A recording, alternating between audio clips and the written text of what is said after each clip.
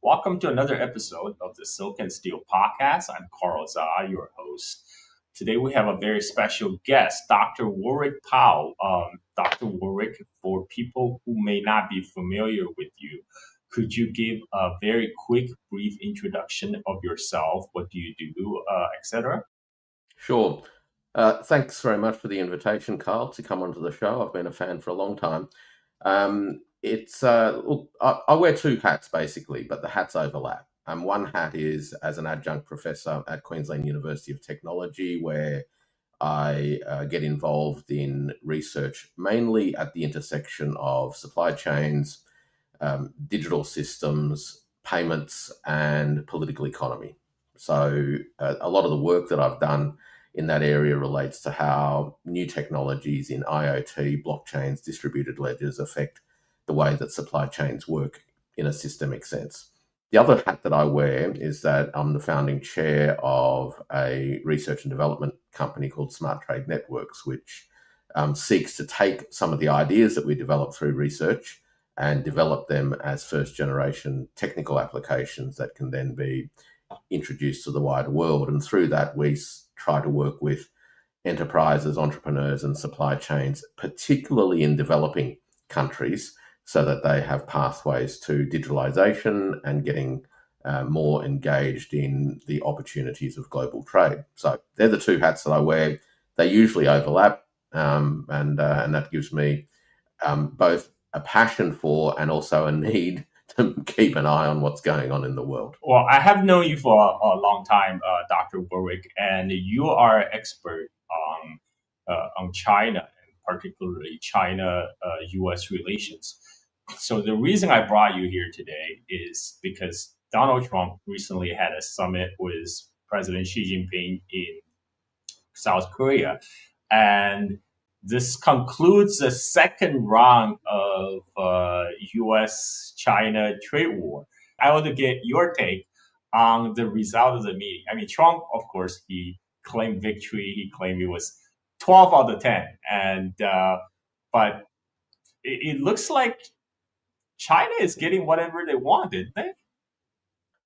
Look, I think that there's a few ways of looking at this particular summit. Firstly, it comes on the back of what is in essence a 7-month roller coaster. 7 months because this roller coaster really started with the Liberation Day tariffs that President Trump announced unilaterally on the 2nd of April. And ever since then, there's been an up and down process where China responded in kind, the Americans escalated, China responded, etc., etc. And then there have been a number of meetings that tried to at least take things back to 2nd of April and enable the parties to engage each other in a de-escalated environment, which is what happened. We then had the meeting of the trade teams. When was that? That was in Kuala Lumpur, a few days before the Trump and Xi summit, which in effect did the heavy lifting as far as working through the issues, agreeing the issues, working through the frameworks on what the agreements were going to be. And by that, clearly what they meant was what the reciprocal measures that the parties would take as a way of normalizing the relationships again. The agreement that ultimately was announced on the back of the summit really involved a winding back of the clock to the pre-Liberation Day environment, as well as the removal of a couple of things that were announced subsequent to that, particularly the 301 measures that the United States introduced concerning the application of additional fees for ships that would dock in American ports, provided that the ships were made in China, they would be levied. And the aim of that ostensibly was to enable or incentivize the rejuvenation of an American shipbuilding industry.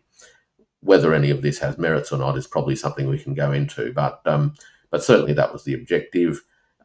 China's sort of coup de grace as far as bringing the issues actually to a head was the 9th of October announcements concerning rare earth and other materials export licensing regimes. Now, bear in mind that back in May, China had already introduced some licensing around things like dysprosium. So this wasn't actually the first set of rare earths that had been brought to the table, so to speak, during the course of the last 7 months. But it really did get the Americans' attentions. Their reactions were clearly apoplectic. The proposed licensing regimes went to the very heart of the American military-industrial complex supply chain system. And you could see that the United States was incredibly disrupted and anxious as a result of all of this. The end result, I guess, is a 12-month cessation of hostilities, if it holds.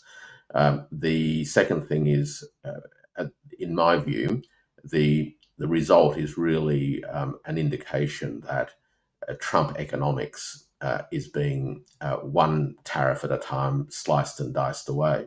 So obviously there are still tariffs in place, but when you put it into the context of the fact that tariffs was the centerpiece of Trump's national economic rejuvenation strategy, it was a response to a particular view about American malaise, which is that deindustrialization occurred because foreign countries took advantage of America, and that tariffs was the means by which the United States would turn the tables and engender a large-scale process of reindustrialization through reshoring.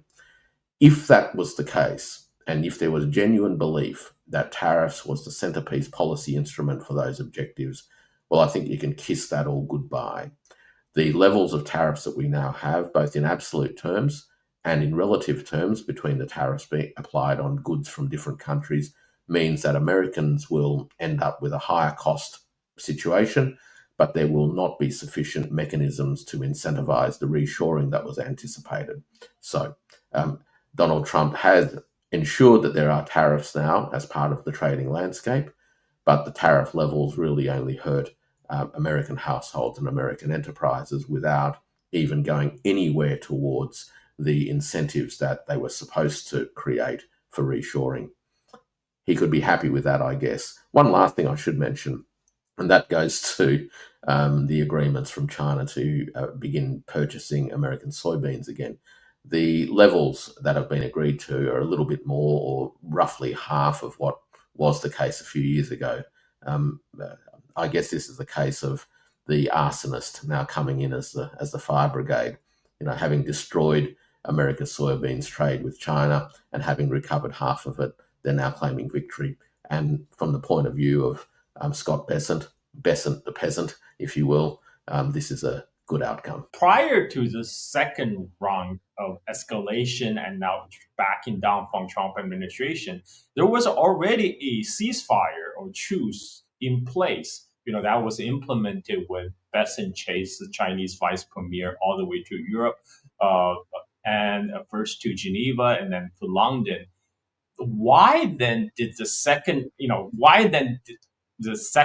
the escalation that broke the ceasefire? I mean, the ceasefire, the trigger, as far as I could tell, was U.S. implementing the BIS 50% rule, which greatly expanded the number of Chinese companies that could be placed on American entity list. I think it went from some 1,400 Chinese companies on the blacklist to over 20,000 Chinese companies on the blacklist. And that actually also prompted the Dutch government to seize Nexperia, a Chinese semiconductor firm from the Chinese parent company, and causing huge disruption in the semiconductor supply chain. And that, in part, led to China to retaliate with expanded rare earth export control. Now, why did you think that Trump administration did that? I mean, why did they roll out that BIS 50% rule? Did they just not think that China would retaliate? I mean, look, it's hard to get inside the head of the Trump administration, and perhaps it's also worth bearing in mind that perhaps it doesn't always think with one mind. The BIS 50% rule question came out of Lutnick's ministry, and I think we've seen over the course of the last 7 or 8 months the the conduct of Lutnick in terms of his demeanour, his ability to engage in diplomacy, and an ability to, in a sense, conduct himself in a tone that would be conducive to constructive outcomes. All of that was absent. He tended to be somebody who went onto the global stage, persistently gloating about America having the cards, threatening the Chinese side, and I guess ultimately coming out of his ministry or his department, we had these measures. Perhaps, and to give the White House the benefit of the doubt, the White House was taken a little bit by surprise by all of this as well. And I suggest that that may have been the case, and it's only a hypothesis on my part, because it seems that often things happen in the United States government that don't seem to be particularly well coordinated. The initiatives coming out of one agency don't seem to mesh with those coming out of another. The different secretaries often seem to be speaking at cross purposes, and the level of cohesion, policy cohesion and strategic cohesion seems to be missing. You know, we have, for example, at the same time as attempts are to temper the tensions around trade, we have the Secretary of War literally trying to pour oil onto the, or fuel onto the fire, metaphorically speaking, in terms of tensions in the South China Sea and in the East China Sea and in the West Pacific generally. So I often get the sense that the current US administration does not actually have a core strategic focus. The agencies themselves tend to operate a little bit on autopilot, where the instruments and mentalities and muscle memory of the permanent state apparatuses tend to drive the show, and so we end up with what is in effect a very incoherent government administration. It's very unhelpful for everybody trying to deal with them, because you literally don't know what you're going to get. Given that has happened, do you, what is a? Do you think this ceasefire would help? Because we had a ceasefire agreement previously. It was broken. It led to the second round escalation. Now, what is a possibility that the Trump administration will not do anything to aggravate the current trade issue again in the next 12 months? Well, 12 months is a long time. I mean, look what the last 9 months has given us, right? So the idea that over the course of the next 365 days, we're not going to have indiscretions, even if unintentional, that's a very low probability proposition. I think that there is every chance that along the way we're going to see flare-ups. And I saw reports earlier today from Bloomberg that there are some investigations continuing, which in a sense lays the groundwork for the imposition of other kinds of restrictive trade measures. So there's always something that drives the permanent state in America, which is very much focused around preserving its economic and political primacy globally and maintaining, in effect, its hegemony. Now, none of those aspirations, I think, are deliverable today. The world's changed in ways that make all of those aspirations fantasies. But that doesn't stop the machinery of state continuing to grind away, particularly when, if you take a good look at the dynamics on Capitol Hill, there are very, very few members of Congress or in the Senate who you would describe as particularly pragmatic or reasonable when it comes to questions to do with China. On the contrary, there's a lot of hawks across both sides of the corridor, and I think Trump in the administration itself, or the executive, will face incredible political pressures domestically to seek to reassert their ability to shape the agenda, because clearly the agenda on the questions of trade at the moment are not being shaped autonomously by the White House. It looks like it's almost a full rolling back of the Trump administration trade agenda since April. First you have the rolling back of like the BIS 50% rule. They promised to suspend it for 12 months in exchange for China to suspend their additional export control on rare earth for 12 months. And but in addition, Trump also cut the so-called fentanyl tariff uh, by half by saying, "Oh, because China had promised to work with us on fentanyl." But China has always promised to cooperate with the United States on fentanyl. So this sounds like definitely a cave in to me. And all in all, now the additional amount of tariff that was placed in China compared to before April 2nd is somewhere about 16%, which is comparable to, say, the new tariff that was placed on countries like UK or even Japan, who are ostensibly U.S. allies. Um, how is Trump gonna, like? I'm assuming that there are people who are driven the Trump policy in the first place. How is Trump going to justify this walk back? Well, I think he'll basically say that there are tariffs in place and that was what he was after. And you'll get people who will focus on this sort of transactional nature of describing what happened, which is that, tariffs are now in place when they weren't beforehand, and that will be considered a win. Overreaching on the claim was to provide negotiating room to get to where you really want to. Let's take that at face value. It's actually still not particularly relevant from an economic policy point of view. Because let's face it, if the economic policy objective was to, firstly, reduce the trade deficit with China, secondly, shift production from China to other parts of the world, and from America's point of view, preferably to America, then the current levels of tariffs being applied will not do any of that. So you've got a question of the relative tariffs between the tariffs applied on Chinese goods and the tariffs applied on goods from other parts of the world. And if the differential isn't high enough, Chinese goods will remain incredibly competitive, and ultimately there will be no incentive mechanism for enterprises to make those long-term capital allocation decisions to shift production from China to other parts of the world, firstly. Secondly, we're not going to see a dramatic shift in productive capacity from around the world generally to investing in America, because at the end of the day, the costs of doing so, the risks involved and the time delays simply don't warrant the move, given that that in essence, no single country has been disadvantaged against others. They have all been relatively impacted together as far as countries of origin is concerned. So, relative and absolute tariff levels really don't help the actual policy agenda, if that policy agenda was a serious one.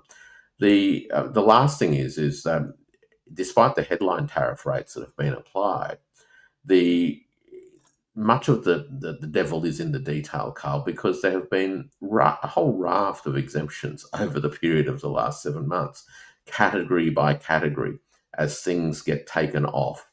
Things that aren't actually made in the United States, they're just being taken off. The United States now speaking about needing to bring in more beef from Argentina because they've got supply side constraints, which are leading to inflationary pressures on beef in the North American market. All of these point to a recognition that tariffs applied the way that they were actually lead to higher costs. And so the exemptions are starting to deal with that. The other interesting thing, I think, is if we go back to the 2nd of April, when the Liberation Day tariffs were first announced, they were announced with the rationale that these were reciprocal, right? Now, we know that they weren't reciprocal. That's the first thing. And within a day, it was demonstrated that they were generated by virtue of a very simplistic and largely meaningless formula, right? So we've just had this arbitrary way of calculating the first bunch of tariffs. And then after that, it's literally been an arbitrary modification ever since. These tariffs were never serious, really. They were a political move that, of course, demonstrated to the domestic base a willingness of the administration to, do the the work and take the tough action, on all of those countries that had been taking advantage of America. But because they hadn't been actually thought through, we've witnessed the unraveling of this, actually a very counterproductive policy apparatus. Americans have not been made better off as a result of all of these moves. And that's the bottom line. American enterprises are paying more today than they were 7 months ago. Importers are absorbing 2/3 of the price increase, and as time goes by, they will be compelled to pass those on. So none of this has been helpful to the enterprise of rejuvenating and restructuring the American economy. And so how does Trump, in the end, explain all of that? Well, I think he simply explains that by the fact that he, got the Chinese to buy some soybeans. He got a 12-month stay on the rare earth question, and there's a bunch of tariffs that are still there, and therefore, he's achieved something. Now, we still have one unresolved issue from this the last trade spat, which is the whole Dutch government seizing Nexperia. Now, that was necessitated by the BIS 50% rule rolled out by the Trump administration. They basically told the Dutch government, look, because Nexperia is owned by the Chinese parent company, so it falls under the BIS 50% rule. So if you're not going to do anything, we're going to place it on the entity list, and you can end up losing all these jobs that Nexperia employ. So Dutch government went to the whole length of actually seizing the company from the Chinese parent company Wintech, and that caused a cascade of events, including Chinese government is now telling the manufacturing side of Nexperia that's still inside China, saying, okay, you now have to prioritize to supply domestic suppliers in China, domestic manufacturers in China, and everyone else will just have to wait, and that led to a huge supply chain shortage in semiconductors, particularly in auto industry. That led to the German automaker, Japanese automakers, and American automaker to announce that they're only weeks away from running out of semiconductors, and including Honda just shut down their Mexican plant because of that. So now that whole initial reason that kicked off this chain of events, the BIS 50% rule, just got rolled back by Trump administration. What do you think? What do you think the Dutch would do? Well, if I was the Dutch, I'd feel terribly used and terribly naive and incredibly embarrassed. I doubt that they'll feel any of that, of course, but but the behaviour of the Dutch government and its ascension to American pressure really showed a lack of foresight and a lack of strategic agility in dealing with what potentially was going to be actually a very complex issue, bearing in mind that everybody knew that there were discussions happening between the Chinese side and the Americans anyway, right? So with that happening in the backdrop, and with all the talk about a possible summit between the US and Chinese presidents, you would have thought that anybody with an ounce of strategic experience and foresight would have anticipated that this issue may actually become part and parcel of these deliberations, and perhaps holding fire a little bit would have been the prudent thing to do. But the Dutch, of course, wanted to prove their immediate loyalty and leapt to action. We've had other Dutch political figures who I think have demonstrated some interesting characteristics which maybe aren't representative of Dutch politicians generally, but certainly have, I think, shone a certain light on at least some Dutch political figures. We've had, former national leader Rutte now talking about Trump as daddy. That frankly is belittling for the Dutch people and highly embarrassing for a grown man. We've had the Dutch government respond to this Nexperia question really in ways that showed zero prudence and zero foresight. So what do they do now? Well, there are talks happening between the Europeans and the Chinese on this question of the rare earths. And if I was the Dutch, I would be hoping that this issue is going to get resolved sooner rather than later. But China, I think, demonstrated a couple of things in this process. One was that it wasn't going to brook any nonsense, right? And it's done this consistently throughout, the course of 2025. It's just not going to back down in the face of all of these provocations that are being thrown at it.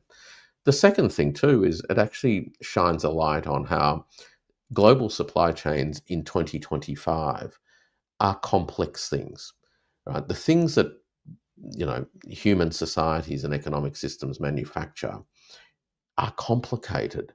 They involve parts and inputs from all over the world that often we just take for granted and don't think about.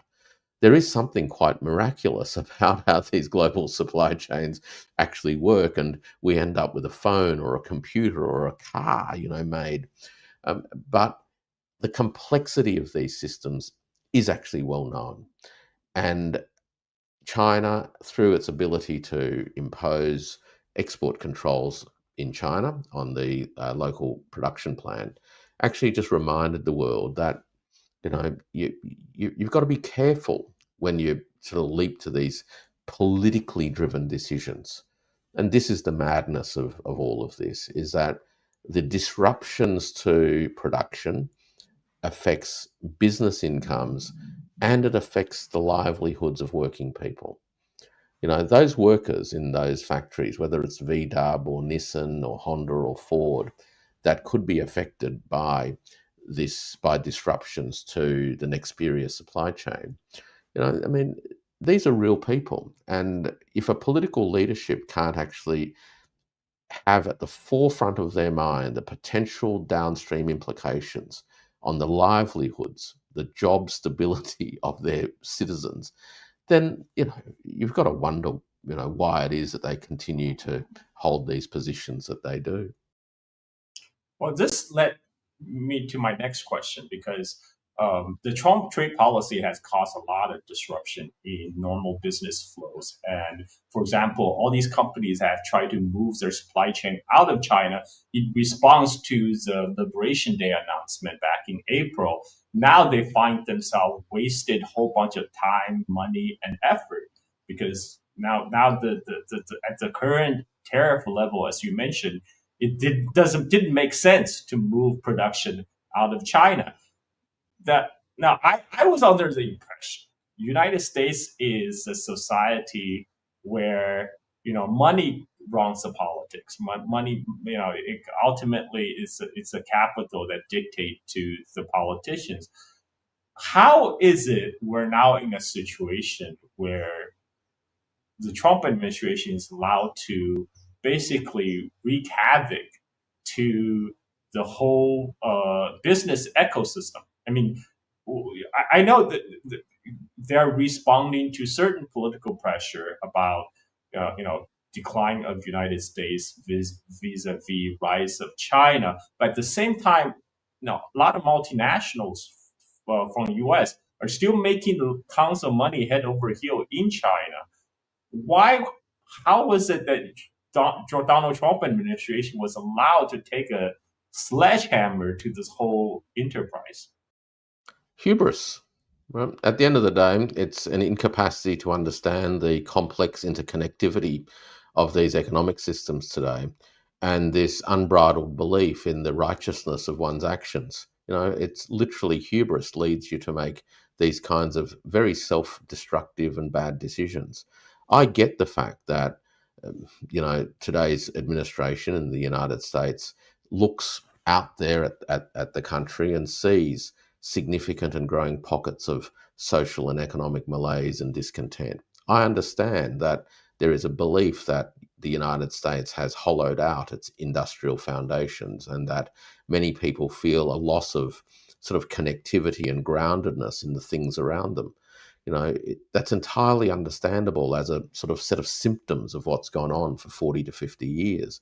But the kinds of answers that were offered actually made things worse. Right? This is the folly of sort of a politics of nostalgia. So you've got hubris, you've got nostalgia, and you've just got this unbridled sense of sort of right. And when you've got that, almost as if it's a politics of a sovereign as opposed to the politics of an executive constrained by checks and balances, then invariably these kinds of offbeat decisions get made. The other thing to remember is that the dominant forces of capital that drive American politics is not industrial capital anyway, right? So the disruptions to it is seen to be relatively minor. The dominant forms of capital is finance capital and technology capital. And it's those that actually ultimately dictate the priorities and the terms of the American body politic. So, it's misguided, nostalgic, hubristic. Okay, I'm gonna drill in deeper a little bit on that topic. Why is it then? Why would the finance capital or tech capital in U.S. Uh, have a hostile view toward China? I mean, like because uh, can they just? What's wrong with just settle down and do business? Well, finance capital actually doesn't, right? One of the interesting things about finance capital is that it actually makes most of its money through the circulation of fictitious capital. It just trades paper. And so it largely dictates terms. And one of the problems for the United States administration is that it's actually the dominance of finance capital that has undermined industrial capital over the last 50 years. Efforts to try to do something about this doesn't directly affect finance capital, so it shrugs its shoulders because nobody's actually pulling finance capital, back to earth and bringing it to heel. So long as they don't get affected directly, in many regards, they don't care that much. They continue to do what they do. The other interesting feature, of course, is you've got to look at the rest of the policy framework that has been rolled out in the last 6 months, and I speak particularly to the big beautiful bill. Right? So the big beautiful bill, in effect, created another round of system liquidity expansion as the American government expanded its own deficits. And what happens with system liquidity expansions in the United States is that most of that funnels through the circuits of fictitious capital. In the US stock market in particular, but also into real estate. So we've seen the S&P 500 continue to expand off the back of liquidity flowing into actually only a handful of companies. And we know what those handful of companies are. They are those companies related to AI, whether they're in the hardware side or in the software side. So you've got this nexus between finance capital and technology capital, together with a burgeoning government deficit that actually feeds liquidity into the things that matter to them. They don't care really about what happens elsewhere, provided that those circuits and those dynamics aren't affected. So that's the way I would tend to look at all of this, is that Trump was able to go and do all of these things, not because the others wanted him to, but because the others didn't care whether he did or didn't. Oh, that's a great point. You brought up AI. Now, Powell just recently came out and say, "Oh, the recent current investment into AI is no way equivalent to the dot-com bubble of the 2000s," which I thought was funny because I look at the two and there's glaring similarities when. When the dot-com bubble back then clearly ran ahead of what the technology back then could deliver. And that sees a very similar thing with AI today. They're promising the world with AGI, yet whatever with even hundreds of billions of dollars investment into data centers and the AI revolution, we're seeing actually very little that kind of justifies the level of investment that's going in right now. How long? How? I mean, it's. How do you think this will eventually be rationalized? Well, there's likely to be a significant market correction, as they say, or the bursting of the bubble. The problem is that the promises are overrunning the capacity of the real world to deliver, and the evidence of that is the absence of viable scaling business models for a whole bunch of this activity. Industrial applications in the United States are relatively modest, and that in any case isn't really the focus of a lot of these publicly listed AI companies. They're more interested in things like either pursuing godlike or God-inspired fantasies of AGI, or they're into trying to monetize AI via AI-enabled video sharing apps, the AI version of TikTok, if you will. Or recently, as Sam Altman announced, they're going to release an age-restricted version of chat, right? Which basically is trying to, grab into the business model and revenue flows of things like OnlyFans. If this is the business model for American AI, then it's going to be limited as far as its ability to deliver on the promises that have been made. And when that starts to materialize, we are going to see investors vacate. They will take profit. One of the things about these sorts of booms is that at some point, large amounts of stockholders will exit the stock and take their profit, monetize it, and move on. And it happened, as you say, in 2000, with the dot-com boom. But let's not forget, this was the problem in 2008 as well, with the property boom.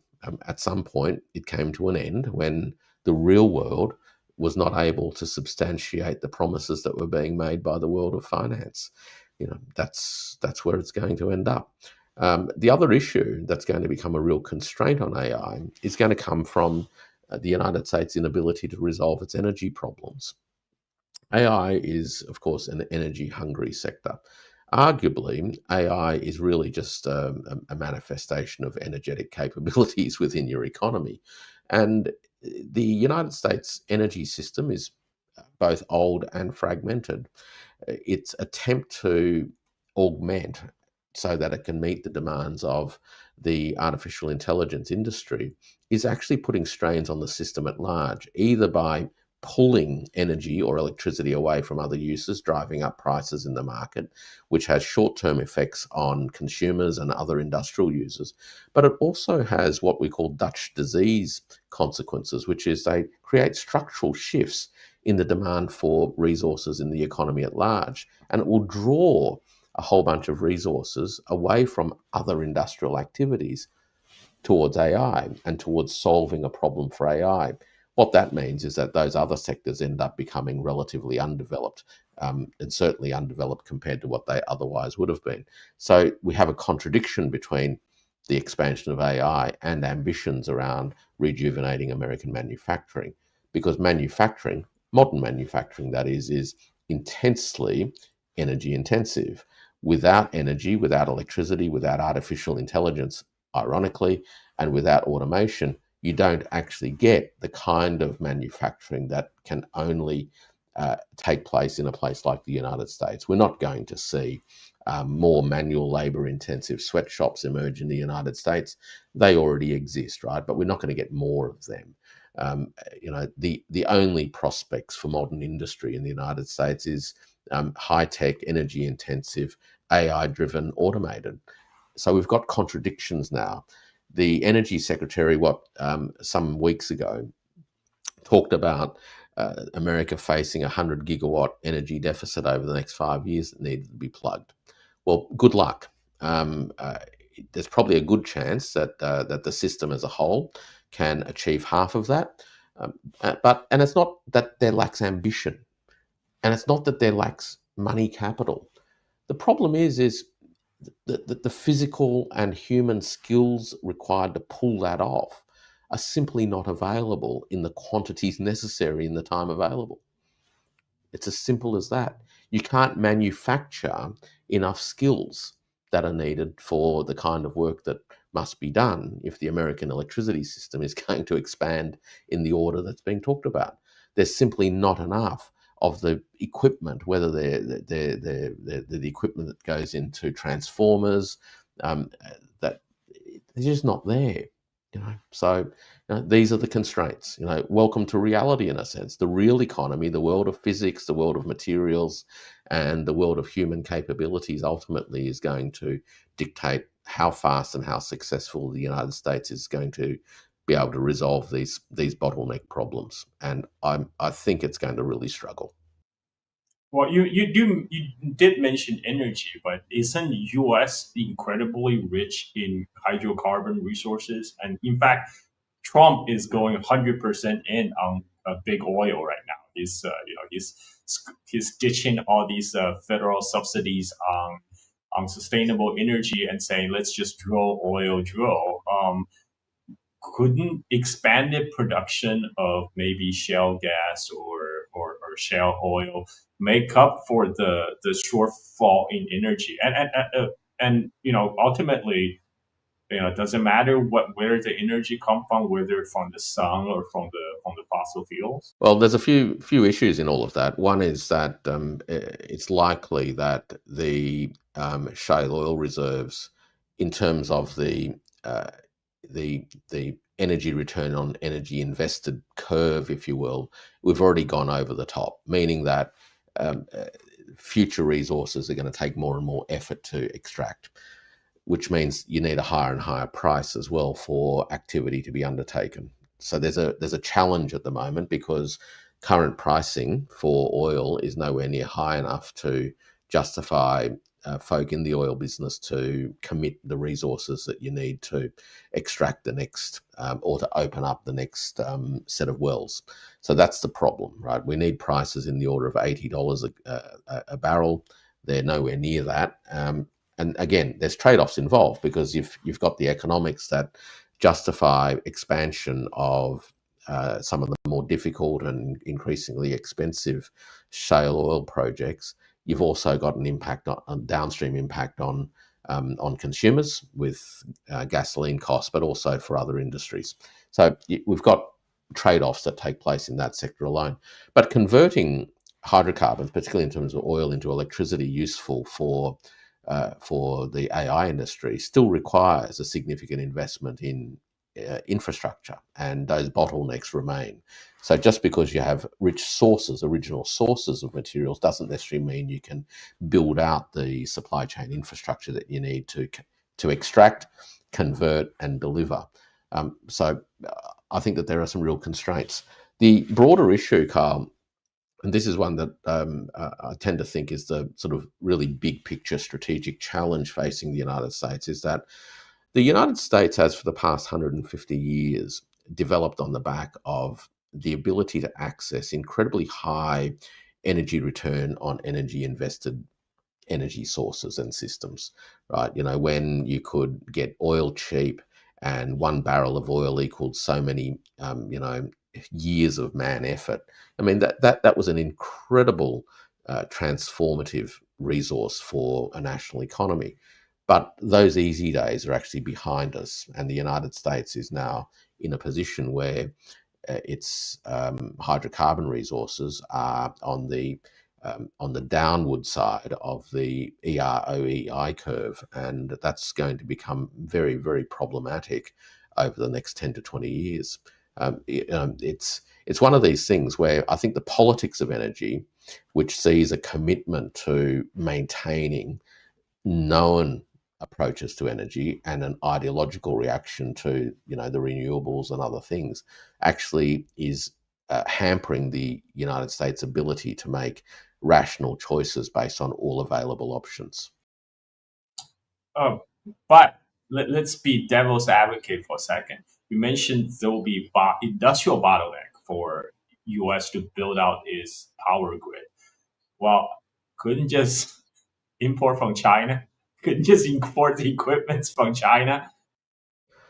Well, this assumes that they will import equipment from China. That there will still be bottlenecks because China is obviously supplying a lot of this equipment to many systems around the world that are developing their own energy distribution networks, and it isn't that easy to just flip the switch and increase production outputs by 20-30% to cater for America's needs. So there will be production bottlenecks regardless. And the extent to which they exist, I guess, in part is going to be reflected in whether or not Americans pay more to, jump the queue, so to speak, and whether or not Chinese manufacturers will respond to that, which they probably will, or unless there are strategic directives to, in a sense, commit to some of the larger scale energy distribution projects that China might get more involved in places like Africa and Southeast Asia. So, that's the sort of trade-off questions again. I mean, there are no easy answers in all of this stuff. So, I mean, mainstream economics often forgets that in the practical world, everything always takes time. And they sort of think, oh, well, supply demand will adjust and there'll be some, magic process of market clearing at a new price. It does assume, of course, that things are just sitting around waiting for you to just flip a switch and miraculously make it all available.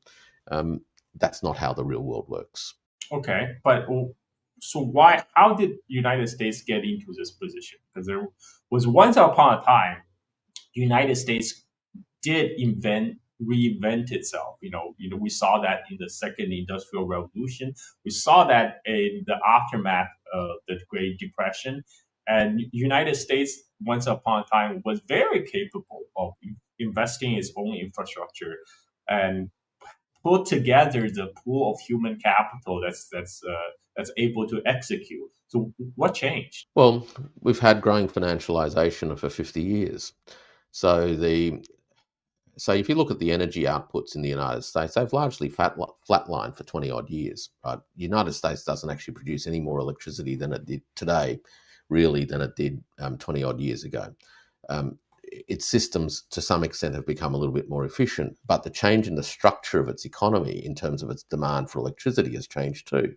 So as it evolved into an economic system which was more services oriented, it actually required far less electricity outputs to support that kind of industrial structure. And there are legacy consequences to this, and they accumulate over time. Old systems systems get old. They're not maintained as they once were. Accountants, particularly in publicly listed companies, will often find ways to sweat assets, in other words, defer maintenance, because that looks much better financially. But these actions eventually catch up with breakdowns and in due course obsolescence. So these aren't things that you can say, at some point an error got made and therefore, we can just blame something. These were sort of systemic transformations that took place in the American the political economy of North America. So about 50 years ago, the economic system in the United States began to explore offshoring opportunities. And we saw a lot of that take place in Japan, on the island of Taiwan, the Philippines, and places like that, where American capital established operations in these places and began exporting back to the United States. That was already happening, by the sort of late 1950s, early 1960s. By the 1970s, if you go back and read some of the policy literature and the academic research at the time, there were already concerns about American manufacturing being hollowed out. So this has been an ongoing problem. And as you hollow out industry, or as industry structures change, the nature of an economy changes. So the skills that used to be needed to work in shop floors and things, they disappear over time. People go and do other things. They're not renewed. The education system adapts because those kind of requirements are no longer there. And we see the emergence of whole new classes of employment. Wall Street, financial engineers, etc., etc. And they become incredibly attractive. And as people, go through an education system and get more skilled, where do they orient their activities? Well, even the engineers that graduated from some of America's best engineering schools have found themselves working in Wall Street. They don't work as engineers. They don't work in research and development, whether they're chemical engineers or structural engineers or hydraulic engineers or what have you. They actually all end up in Wall Street. So these are systemic changes that happened over the course of the last 50 years. They've been accelerated by some government policies, particularly policies around the deregulation of the financial markets and decoupling or enabling actually the banks to be both savings and loans institutions as well as investment banks. And so we now have an American political economy that in many regards, just over time through processes of transformation and evolution, is a services dominated system with a heavy financialized overhead. Now, the question from that, obviously, can that process be reversed? I know if I ask Donald Trump, he will say yes, but whatever he has done so far is not really helping. But suppose we have a more rational leader in place, is it possible for that process to be replaced? Because the process of deindustrialization you're describing doesn't just affect the United States. This affects countries, UK as well. Many former leaders in the industrial revolution now is going through the same process of decaying and deindustrialization. Now, is it possible for that process to be reversed? Well, it's interesting you mentioned these other places, Carl, because when I was cutting my teeth as a postgraduate researcher, some of the first work I was doing in the early 1990s was on this problem of deindustrialization in Italy, UK, and all of those things. So these aren't new problems, right? I think that the other way of framing this is, rather than reindustrialization, which often implies somehow reclaiming what's been lost, the only way to think about this is what future industrialization looks like. There is no winding back the clock unless you want to dramatically transform the structure of an economy in ways that will reduce living standards. We know this because the processes of evolution to date has actually led to progressively higher living standards for a lot of people. And I say that recognizing that the United States social settlement now actually has a lot of people for whom life hasn't improved for many decades, partly associated with all of those dynamics I was describing earlier, and for whom, in fact, it's gotten a lot worse, with 60+% of people living paycheck to paycheck, with food security being a problem for 14% of American households, for 20+% of households now skipping meals to be able to pay rent or mortgages. Motor vehicle loans, delinquency rates are rising back to levels that we haven't seen for 20 years. Ditto credit card loans, et cetera, et cetera. So clearly American households, particularly working households, are under incredible pressure.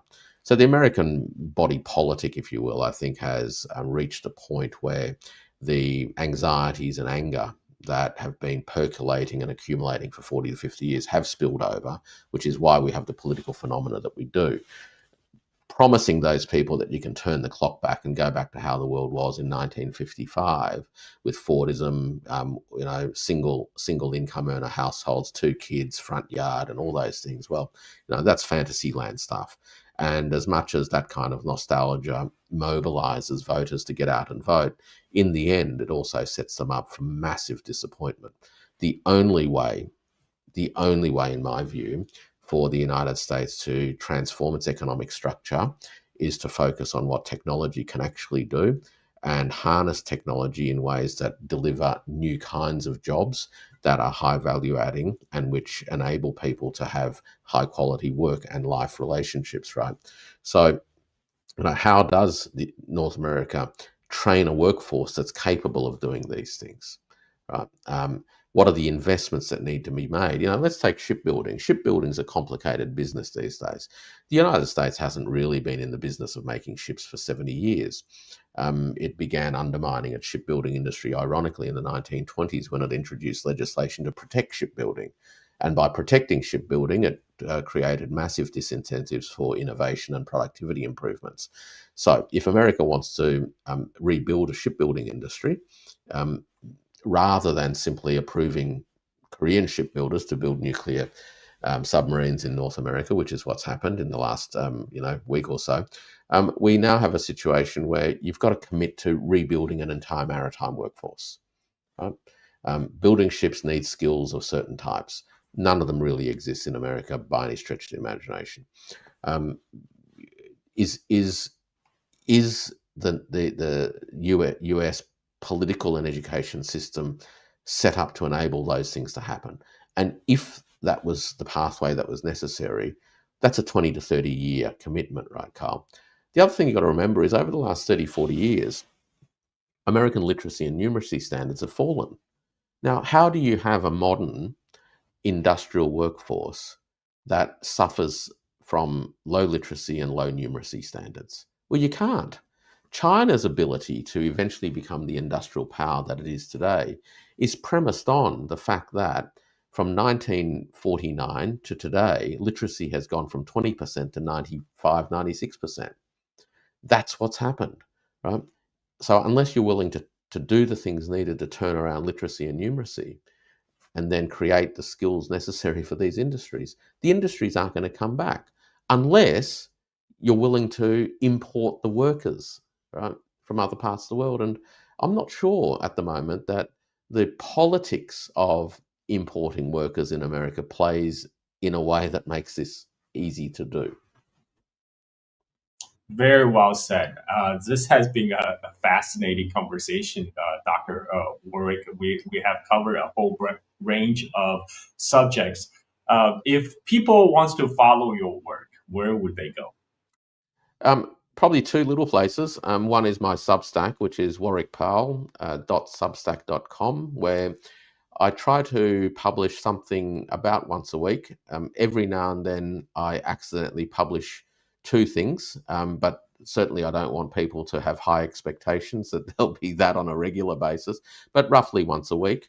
And the other place is I have my own little channel for very different kinds of discussions, mainly far more technical around global South economic development, and that is TIO Talks with Warwick Powell. So they're the two places that you can have a little bo peep at the things that I do and the things that I guess concern myself and the people that I work with. Well, there you have it, Dr. Powell, Warwick Powell. Thank you for making your time to join us today. And thanks everyone listening, tuning in. Please follow Dr. Warwick, follow his work, and leave your comments